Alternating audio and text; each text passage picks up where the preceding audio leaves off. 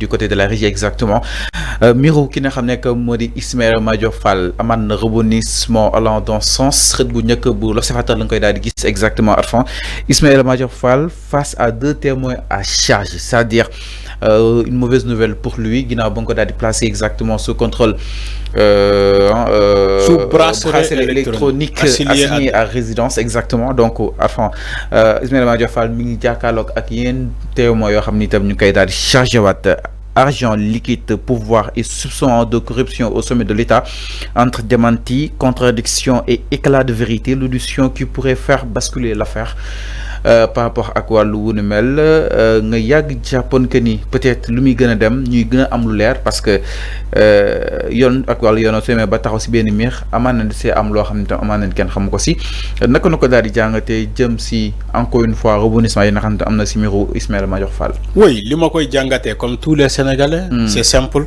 c'est l'évolution du dossier bi moo nekk di évoluer.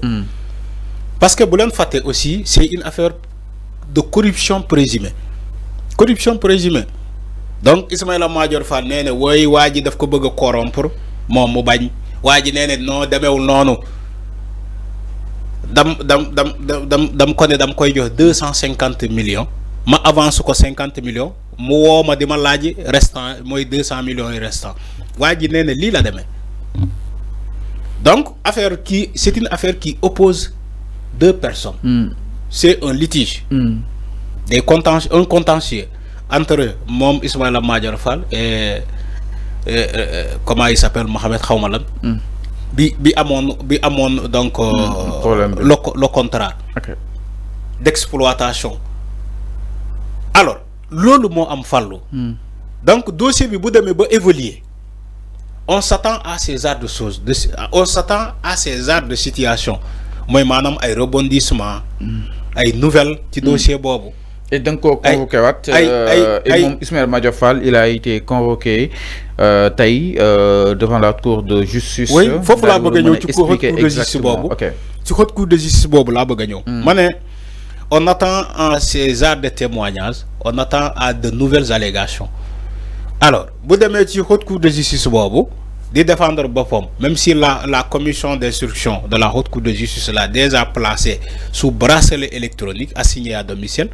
Mais dossier bi du foofu la yem dossier bi dafay continuer donc continuer bu mu continuer moom la ñuy wax ni tey ni que il aura aujourd'hui face à lui deux personnes qui vont le charger parce que ces personnes là ñoom tamit boo gisee ñuy charger ñoom dañuy setal seen der sauf qui peut parce que bu ne waa ji daf ma bëgg a corrompre ma bañ mais waa ji day andi ay éléments yu fekkee affaire bi yu seedee ni que jox naa ko wala réclamer na ma jox ko comme Farba lu mu doon wax fii ñëw naa ci yow Thierno Alassane Sall ma jox la ma dem ci Mimi Touré jox la ma jox ko Amadou Farba loolu la doon wax man Farba ma jël waaw ci seen bu mel noonu la ñu nag bu Ismaïla Madior Fall bi seen bu mel noonu waa ji nee na jox naa ko Ismaïla Madior Fall nee na déedéet joxuma daf ma bëggoon jox ma bañ léegi kan moo am dëgg agalas waa ji nee na jot na dugal avance. waaw waa ji moo wax loolu. ñu delloo ko xaalis. waa ji nee na non waa ji nee na jox naa ko 50 millions. delloo ko. mu desee ma 200 000. déedéet waxul ma delloo ko de. Ismaïla Madior Fall moo ne delloo naa ko. waa ji waxul loolu de. waa ji nee na jox naa ko 250 millions laa ko war a jox. ma jox ko 50 millions. mu desee 200 millions yi. léegi ñu toog entre temps mu envoyé ma message xaw ma mu woo ma mu ne ma naa ko jox 200 millions yi des. waa ji noonu la koy expliquer mais moom version Ismaïla Madior Fall lan la wax daf ma bëggoon jox. ma delloo ko.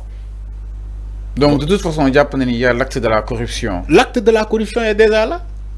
Le fait que mu delloo ko. Le corrupteur et le corrompu ils ont la même peine. C'est la même peine. Donc pour mu leer ci kanam haute cour de justice boobu. Ismaïla Madior Fall lii la wax waa ji lii la wax léegi quels sont les témoins attention. taxaw ci témoin. Voilà maanaam.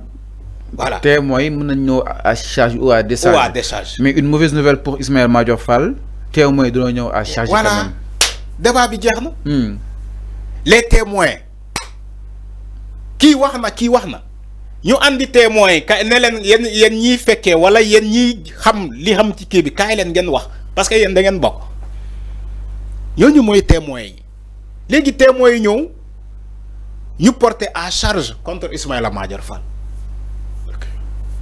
loolu mooy l'histoire problème am na. Ismaïla bu bëgg a défendre boppam mu jaakaar ni kenn xamul ndeke am na ñi xam am na ñi fekke ñooñu ñooy témoins ñoom ñoo ñëw ñoom la ñuy waajal nii ne. ñoom dañuy porter à charge.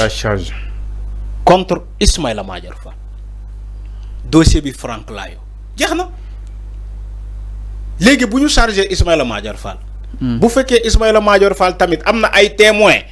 yi fekkee mbir yi wala ñi xam mbir yi mu woo leen ne tamit justice man diw fekke na. et c'est le même Cheikh Gueye bi Bachir Fofana di wax. Cheikh Gueye borom marché yi sans agrément du Bachir Fofana loolu la wax moom mooy borom marché yi sans agrément ah sëñ Fall Cheikh Gueye mooy marché yi borom marché yi sans agrément. Cheikh Gueye mooy corrupteur bi. moom mooy corrompre Ismaïla Madior Fall.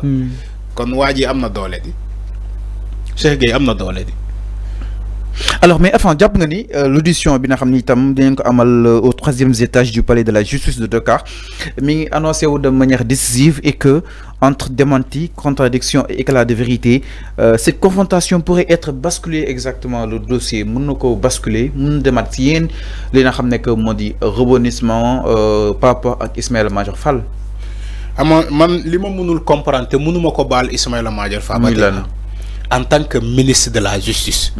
Garde des Sceaux. nit ñëw sa bureau di la corrompre nga bàyyi ko mu dem loolu kese yóbbu na ko kaso xaw ma ndax comprendre nga fi may waxee. En tant que garde des Sceaux nit jógee fële ci àll bi Cheikh Gueye boobu ñëw fekk la sa bureau romb gendarme parce que bureau ministre day am gendarme bi taxaw ci bunt bi Cheikh Gueye jógee fële. romb gendarme bi. donc moom il était dans les conditions pour jàppoon que même su fekkee woon ni sax. mais monote waa ji laa wax xanaa déggoo ma. Ismaïla Madior Fall il était dans les conditions de monoter le gars yóbbu ko kaso. parce que en tant que garde des Sceaux ministre de la justice Cheikh Gueye jógee ci àll bi ñëw fekk la sa bureau andi benn acte de corruption. yow nga ne non. waaye jox na ma delloo ko yëfi yàmbar yooyu mooy la jox na ma delloo ko yow xaalis nu mu neexee kan moo lay fekk sa bureau jox la 50 millions nga delloo ko kan. mais Arfan su nekkee jubul tamit da nga koy delloo Arfan. noo koy delloo. non da nga koy delloo. waaw léegi waxuma noo koy delloo. éclosion 50 millions nga jël. non waxuma man il faut nga comprendre fi may waxee noo koy delloo yow. nit andi xaalis sans traçabilité fekk la sa bureau. léegi noo koy delloo wax ma pour mu am justification ni que delloo nga ko lan la. c'est la justice peut-être. voilà yaa ngi foofu lay waxee c'est-à-dire que yow doo set munoo set parce que waa ji xaalis la andi fekk la sa bureau. léegi lu la mën a setal mooy nga woo gendarme bi ne ko kaay jàpp kii le gendarme. Il peut avoir des images protégées, envoyer directement le ministre de l'Intérieur. Lolo, c'est écrit par la loi. Avec l'argent. Avec l'argent. Mais gendarme bi taxaw ci buntu bi le civil là Cheikh Gueye nuyu gendarme bi mu ne ko ana monsieur Fall mu ne ko mu ngi ci bureau mu ne ko moom laa soxla woon gendarme bi prévenir d'abord ministre bi mu ne ko am na ko taxaw ci buntu bi nee na yow la soxla. Ismaïla Madior Fall laaj ko kooku nu mu tudd mu ne ko Cheikh Fall kii commande Cheikh Gueye mu ne ko waa bàyyi ko mu ñëw xam naa ko gendarme bi ñëw ci Cheikh Gueye mu ne waaw ministre bi nee na mën nga dugg Cheikh Gueye ñëw dugg fekk la foofu yow ministre bi mu ne la sëñ bi lu ñu waxtaanoon ci la construction du bâtiment. Le marché lu ñu waxtaanoon c'est vrai que gagné naa ko mais bëgg naa la def lii nga moccaat waaw moom mu ngi reetaat sama xarit bi Fallou loolu mooy moccaat bi di léegi contrat bi gagné naa ko pour la construction du bâtiment du chantier man Cheikh Gueye comme gagné naa marché bi léegi yow ministre bi dinaa la jox sa moccaat comme ça nga gën a ñoŋal affaire yi gën a taxawal ma ci mbir yi léegi comme gagné naa marché bi dinaa la jox 250 millions léegi 250 millions mais yor naa fii benn 50 millions bu disponible bu liquide boobu moo nekk ci mallette bii nii dama la koy jox non exemple laay raconter histoire bi alors yow Ismaïla Madior Fall waa ji ne la da lay jox 250 millions mais 50 millions moo disponible d'abord mu jox la ko après mu compléter la 200 millions yi histoire bu mel noonu nga bàyyi ko mu dem léegi au sorti de cette affaire ñun citoyens yi xamuñu ndax jox na ko wala joxu ko au sorti de cette affaire ñun citoyens yi xamuñu ndax Ismaïla Madior Fall delloo na ko xaalis boobu wala daf ko encaissé parce que gisuñu traçabilité bi wone ni que il a refusé parce que du sec xaalis liquide la moo tax ma ne la yow nit bu la fekkee ci sa bureau tegal la 50 millions nga ne bañ naa ko dam ko rejeté mais loolu ay wax dong la ay wax neen la donc yoon preuve la xam yoonu preuve la xam moo tax les témoins qui vont aujourd'hui témoigner ça va être très important dans le dossier. Alors c'est clair, ça va être très important. Alors en tout cas mais il faut retenir une chose en tant que ministre garde des Sceaux le simple fait nit fekk la sa bureau bëgg corrompre la nga bàyyi ko mu dem yow dañ laa war a yóbbu kaso parce que rien ne garantit ni que il t'a pas corrompu. li ñuy mën a baal sénégalais mënuñu ko baal moom. Merci, tu as compris. luñ la mën a baal yow en tant que sénégalais lambda mënuñu ko baal moom ministre bi simple fait boobu kese war na ko jural leneen yóbbu ko kaso même si kenn yéenewu ko kaso mais l'acte est déjà là et lui en tant que garde des Sceaux n'a pas condamné l'acte. Alors, par rapport à Kalina justement, Ismaïla Madior Fall, donc retenez l'ancien ministre de la Justice, Ismaïla Madior Fall sera auditionné ce mercredi par la commission d'instruction de la Haute Cour de Justice pour une affaire de corruption présumée sur 50 millions de nos francs. Ce changement de dernière minute, inculpé puis placé sous bracelet électronique, l'ancien garde des Sceaux, sous Macky Sall, sera confronté à ses accusateurs, dont l'entrepreneur Cheikh Gueye et l'ex-directeur des constructions du ministère Mohamed Anas El Bachir Wan, inculpé puis libéré sous contrôle judiciaire avec port du bracelet électronique. L'audition est prévue au 3e étage du palais de la justice de Dakar. S'annonce décisive entre démenti, contradiction et éclat de vérité. Cette confrontation pourrait faire basculer le dossier. L'ancien ministre est poursuivi dans une affaire de corruption portant sur une assiette foncière et de détournement de deniers publics. Les infractions retenues à son encontre incluent également l'association de malfaiteurs, la tentative d'extorsion de fonds, la concision, la prise illégale d'intérêt, l'escroquerie, le blanchiment de capitaux et la complicité de ses chefs. Parlons tout à fait autre chose.